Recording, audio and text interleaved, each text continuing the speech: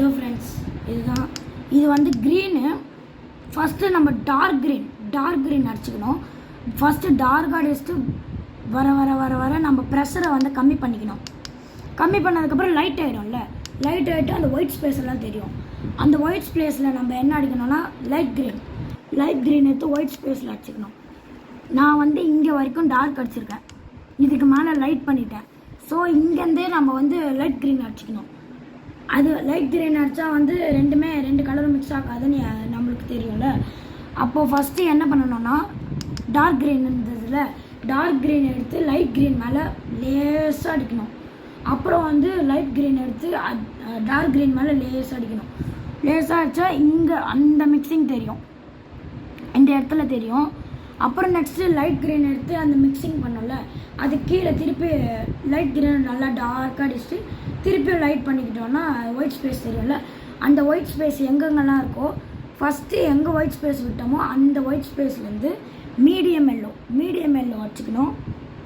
நான் வந்து இங்கே ஒயிட் ஸ்பேஸ் விட்டுருக்கேன், இங்கே ஒயிட் ஸ்பேஸ் வச்சுருக்கேன்.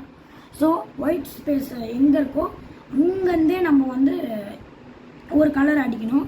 நான் வந்து இங்கே விட்டுருக்கேன். ஸோ மீடியம் எல்லோ இங்கேருந்து நான் ஃபுல்லாக அடிச்சுக்கோங்க, ரொம்ப டார்க்காக வேணாம். அந்த ஒயிட் ஸ்பேஸ் அந்த மட்டும் லேஸாக அடிச்சுக்கோங்க. அப்போ தான் உங்களுக்கு மிக்சிங் பண்ணுறதுக்கு ரொம்ப ஹெல்ப்ஃபுல்லாக இருக்கும். ரொம்ப ஈஸியாக இருக்கும், ஹெல்ப்ஃபுல்லுன்னு சொல்ல முடியாது, ரொம்ப ஈஸியாக இருக்கும். அப்புறம் வந்து அந்த லைட் க்ரீன் மேலே அடித்ததுக்கப்புறம் திருப்பி கீழே வந்தோடனே நம்ம திருப்பி வந்து இந்த மீடியம் எல்லோவை டார்க்காக அடிச்சுக்கணும். இப்போ வந்து லைட் க்ரீனும் எல்லோவும் மிக்ஸ் ஆகிருக்காது. ஸோ நான் ஃபஸ்ட்டு சொன்ன மாதிரி ஒரு கலர் மேலே இன்னொரு கலரை லைட்டாக அடிக்கணும். அப்புறம் லாஸ்ட்டாக அடித்த கலர் மேலே இன்னொரு கலரை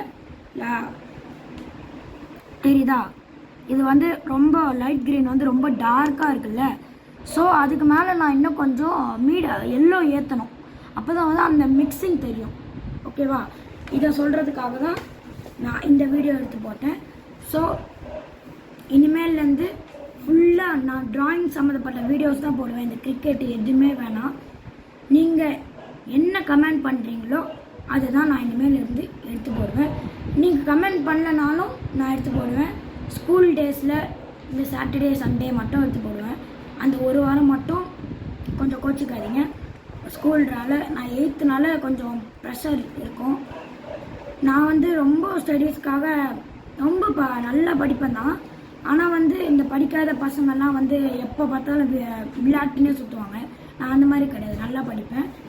ஸோ இப்போ அடுத்த வீடியோ நம்ம இன்னொரு கலர் பார்க்கலாம். அது வரைக்கும் பாய்.